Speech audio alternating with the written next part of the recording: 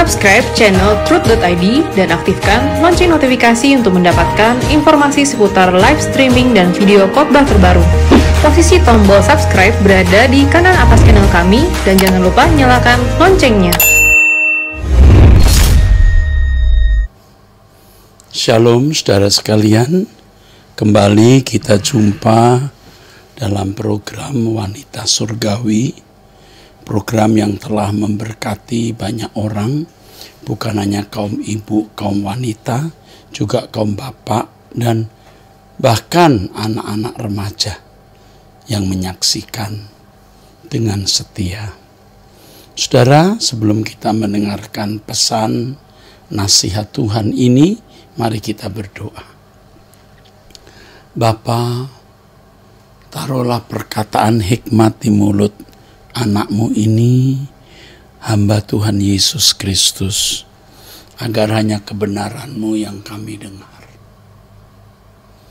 Di dalam nama Tuhan Yesus Kristus Bapa, kami sambut firman-Mu. Amin.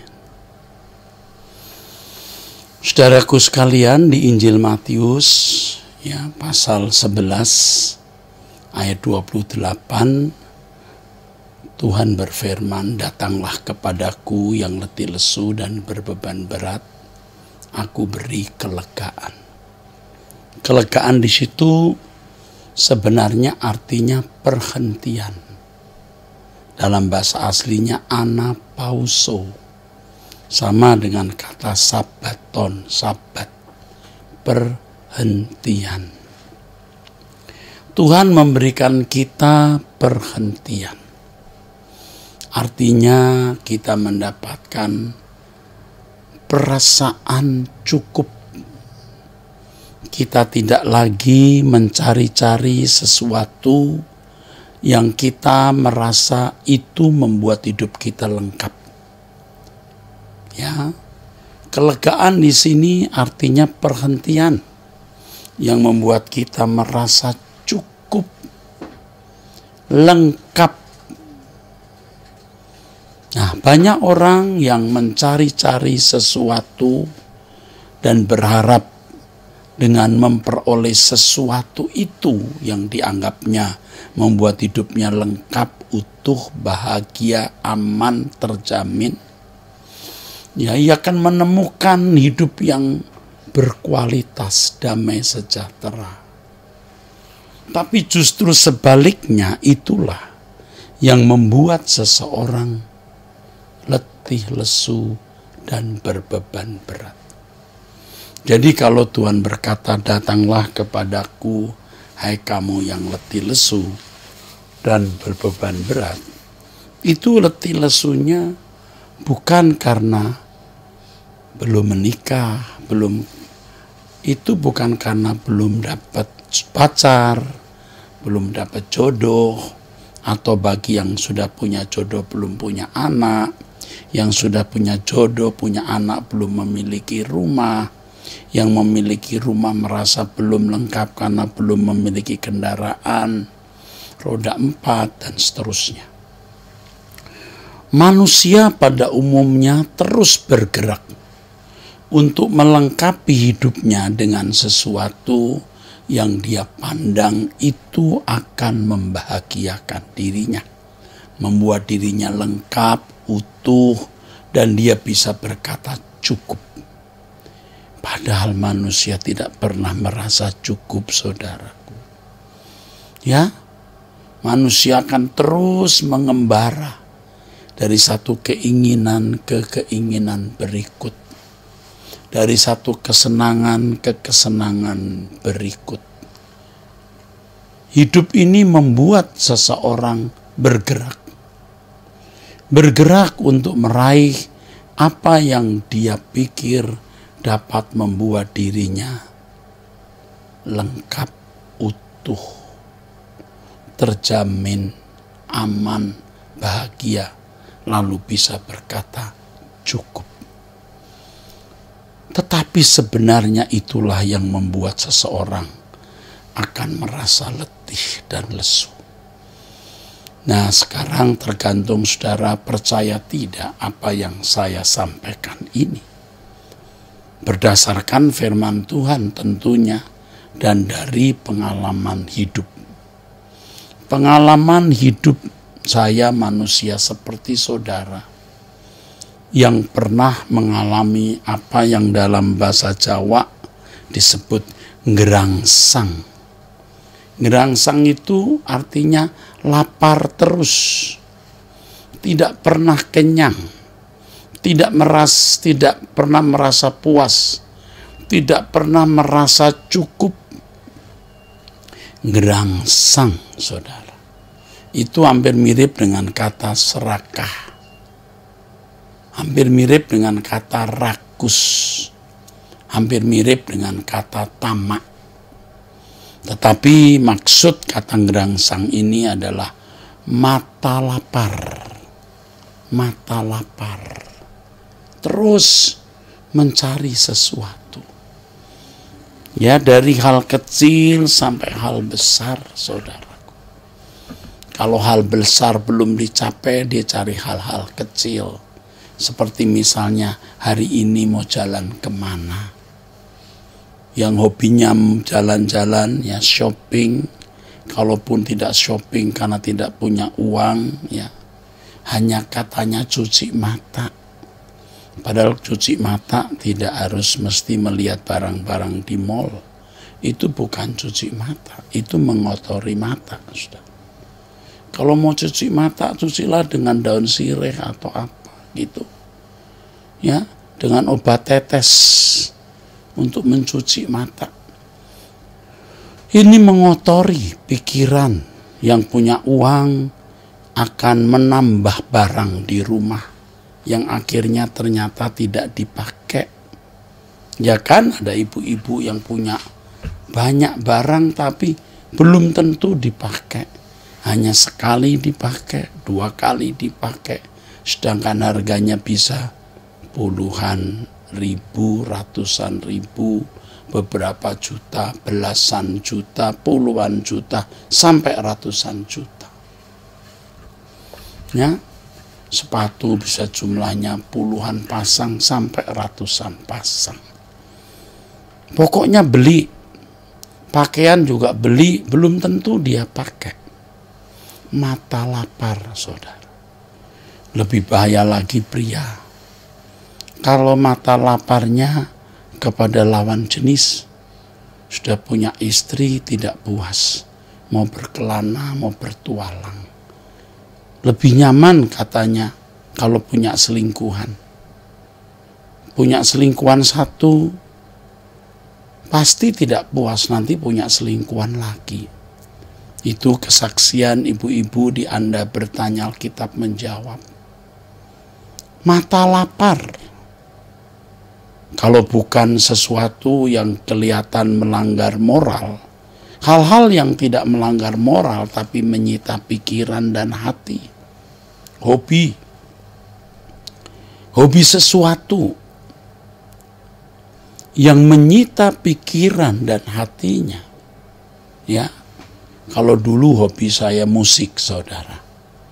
Ya, hobi saya musik, saya mendengarkan CD, mendengarkan vinil, piringan hitam, ya. Dari hi-fi, ya.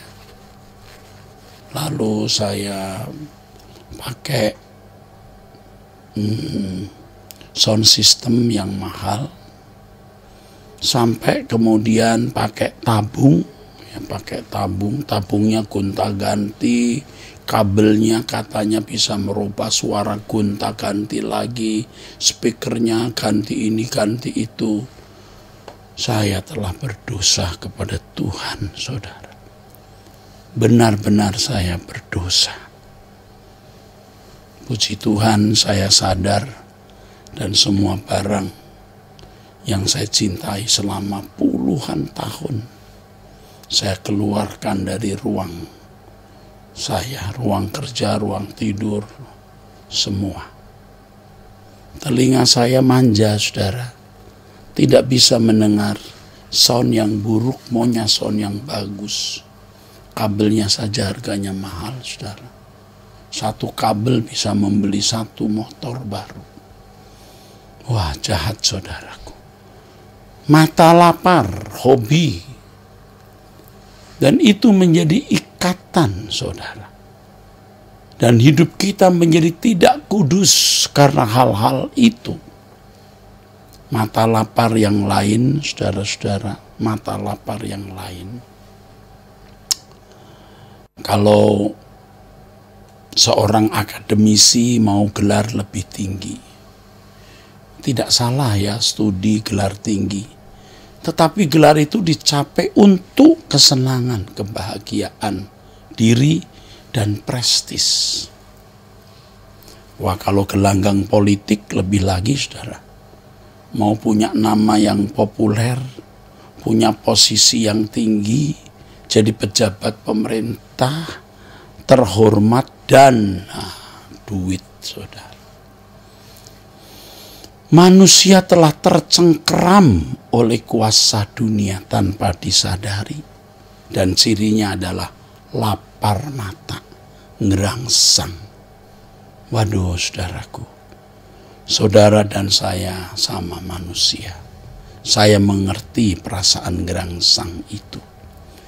Kita tidak boleh pelihara, tidak boleh tetap melekat di dalam diri kita. Harus kita buang. Kita belajar dari Tuhan Yesus.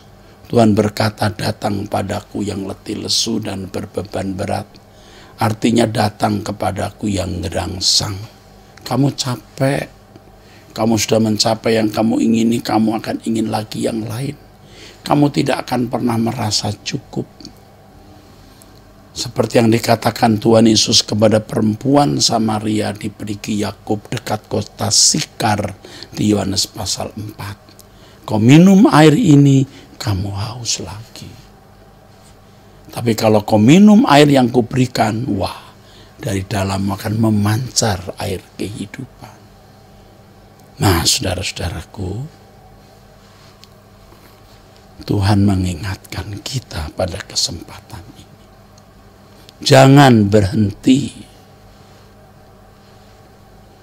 Jangan berhenti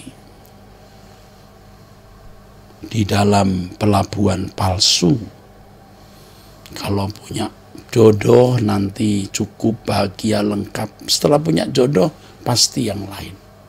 Ya. Bahkan ada pria yang mencintai wanita, mengejar wanita itu. Setelah pria itu memperoleh wanita itu dan menikah, masih bisa loh mengejar wanita lain. Dia nggak puas. Dan itu manusia yang jahat karena memiliki kodrat dosa.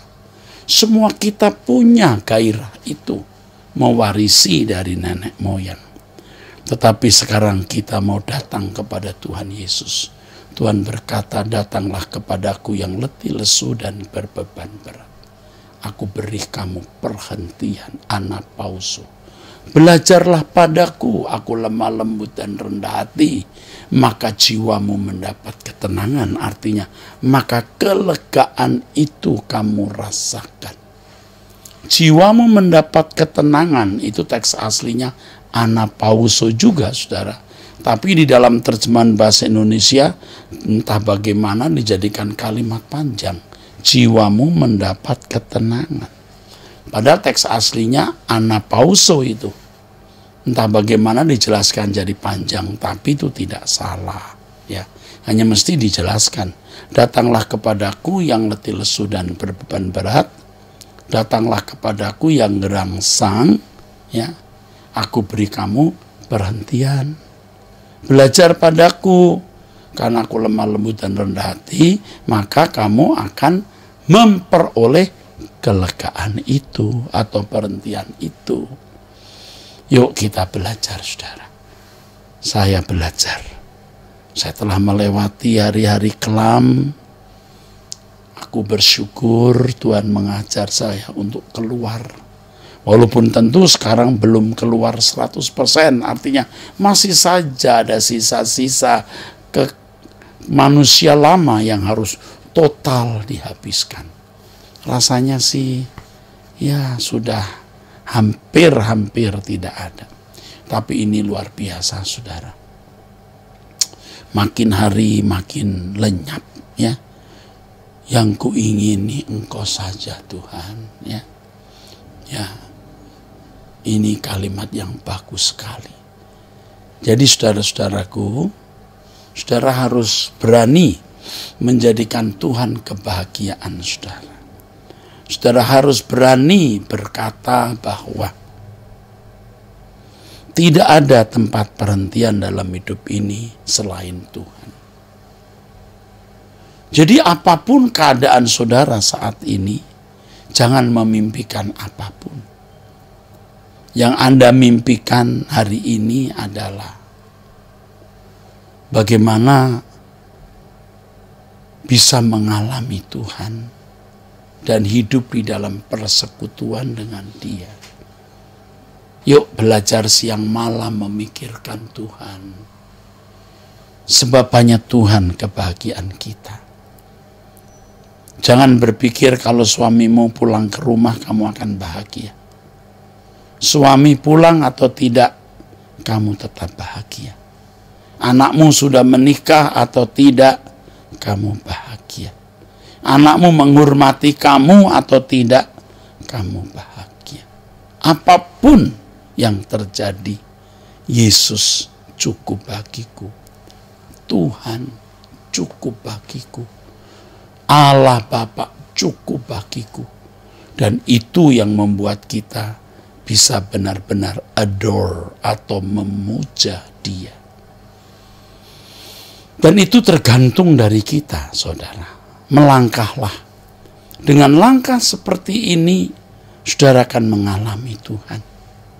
Bisa merasakan ketenangan di dalam Tuhan, kebahagiaan di dalam Tuhan.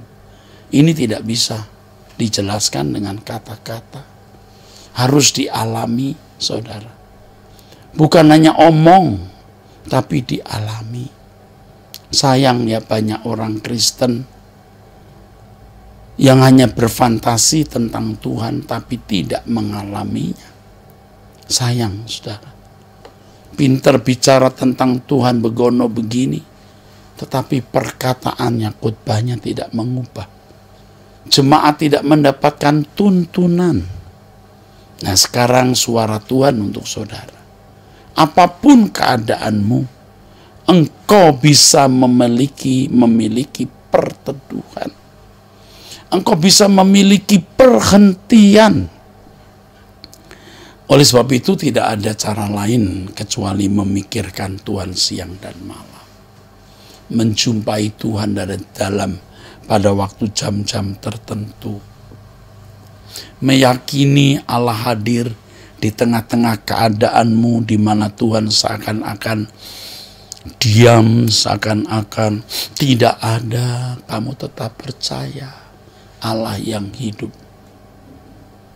Ya, lakukan ini, saudaraku. Letaknya di sini. Tuhan perhentianku. Aku cukup dengan Dia. Letaknya di sini.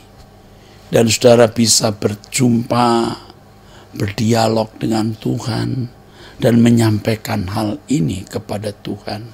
Tuhan, Engkau cukup bagiku. Nah, ada satu lagu yang saya gubah. Ini sudah lama sekali. Waktu saya karang lagu ini, saya belum sedewasa hari ini. Tetapi saya sudah mulai mengendus dan mencium kebenaran ini yang sekarang saya mengerti. Tuhan, Engkau kebahagiaanku, sukacita dalam hatiku. Apapun terjadi di hidupku, Tuhan Yesus cukup bagiku. Tuhan, Engkau kebahagiaanku, sukacita dalam hatiku. Apapun terjadi di hidupku, Tuhan Yesus cukup bagiku. Walau hidup ini aku sendiri, Engkau setia menemani.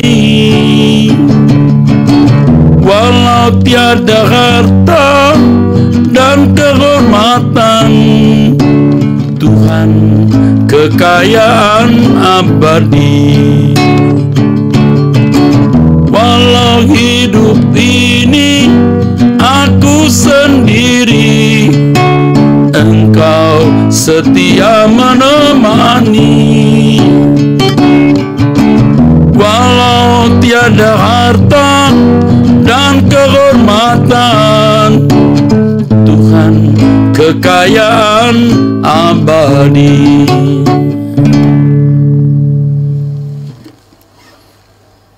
Luar biasa ya saudara, firman seperti ini kalau kita lakukan, wah luar biasa. Jadi jangan lemah. Saudara yang sekarang dalam keadaan terjepit, tertindas, tidak ada harapan, saudara bisa mengandalkan Tuhan dan memuja Tuhan dengan mengatakan, Tuhan cukup bagiku. Apapun yang terjadi di dalam hidupku ini, terserah. Tetapi aku mau tetap tinggal di dalam Engkau Tuhan, dan Engkau di dalam aku. Kalimat ini abstrak, benar-benar abstrak saudaraku. Tidak akan bisa dimengerti sampai seseorang mengalaminya. Jadi saudara-saudara harus mengalaminya.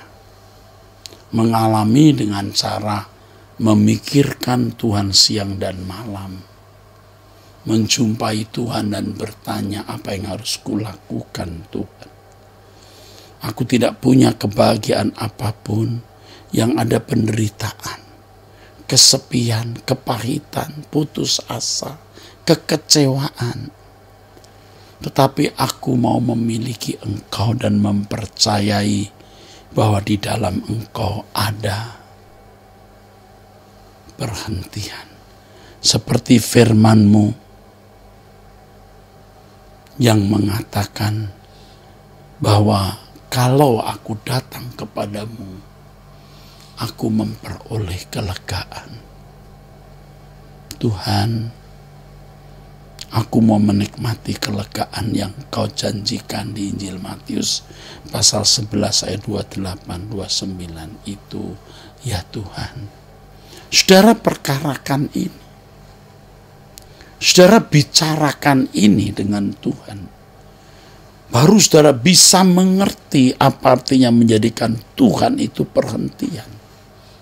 Dari dulu saudara, sejak saya mulai menjadi pelayan Tuhan, masih remaja, memasuki pemuda, ayat ini sudah sering didengar, dikhotbahkan, dan saya juga tentu sudah mengkhotbahkan. Tetapi itu hanya fantasi, tanpa pengalaman real.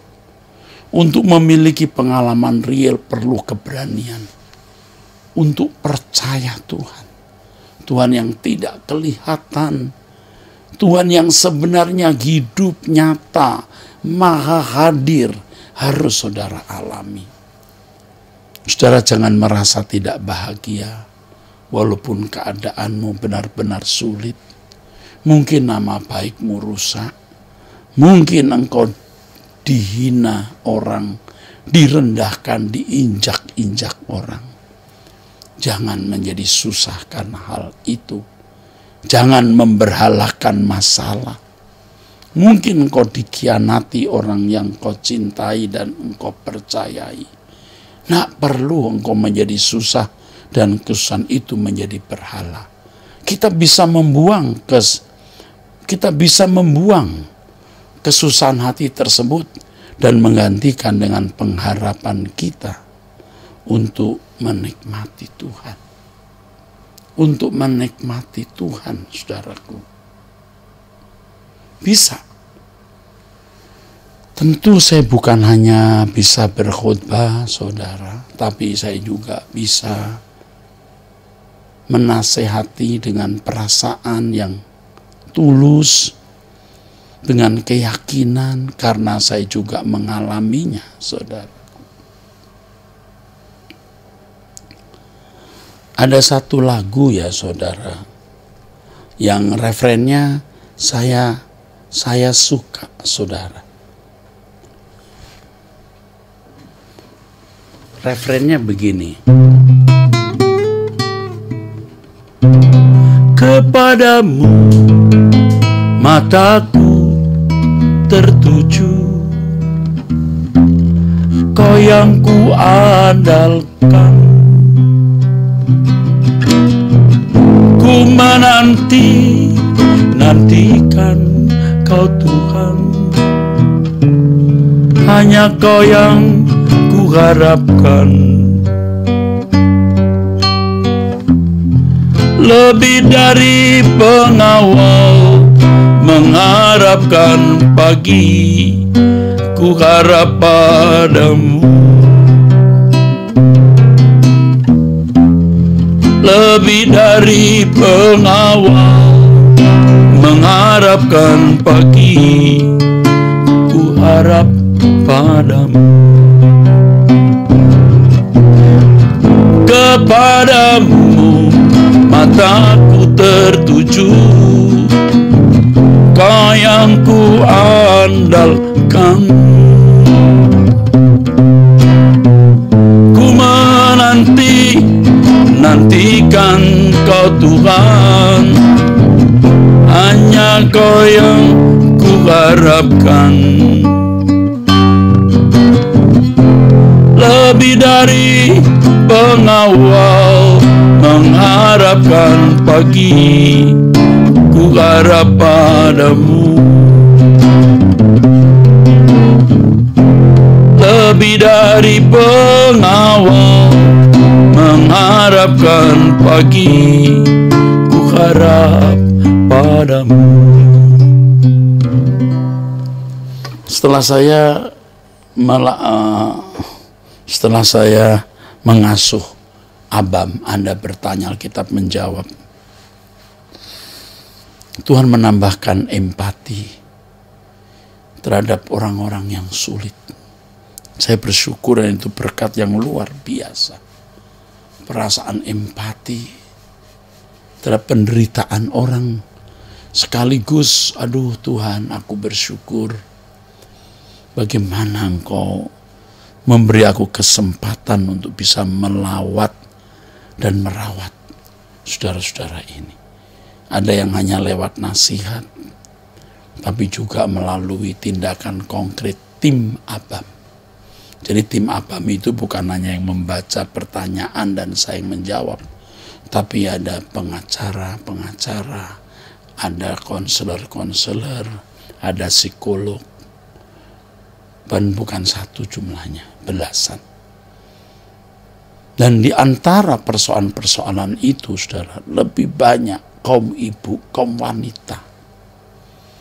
Dan sering masalah-masalahnya begitu berat. Sampai terus terang saya sendiri mumet, saudara. Judek, mumet. Jadi seperti buntu pikiran, bagaimana memecahkan masalah ini. Tetapi satu hal yang saya tahu, saya sudah alami. Kalau kita memandang Tuhan dan mengandalkan Tuhan, benar-benar kita memandang Tuhan sebagai jawaban bahwa Tuhan cukup bagi kita. Wah, kita pasti mendapat perlakuan istimewa dari Tuhan. Sebab kalau kita merasa Tuhan cukup bagiku, apapun yang terjadi, sekalipun dagingku dan hatiku habis lenyap, gunung batuku dan bagianku tetap Allah. Nah, itu sebenarnya yang dimaksud dengan Tuhan cukup bagiku. The Lord is my shepherd, I shall not want. I shall not want. Tuhan gembalaku, takkan kekurangan aku. Artinya cukup bagiku. Dan ini yang saudara-saudara harus lakukan. Akhiri jalan hidupmu di hadirat Tuhan. Karena disitulah ada perhentian, saudara.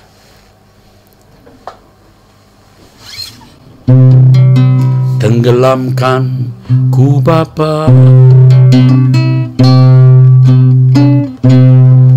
di dalam hadirat-Mu, dimanapun ku berada, setiap waktu ku akhiri jalanku di dalam hadirat-Mu, perhentian yang sempurna, hadirat-Mu Bapa. Tak ku berpaling dari hadirat-Mu, tetap tinggal dalam-Mu, kini selamanya. Di hadirat-Mu Bapa, ajarku jaga hadirat-Mu di dalam kekudusan, kini selamanya. Di hadirat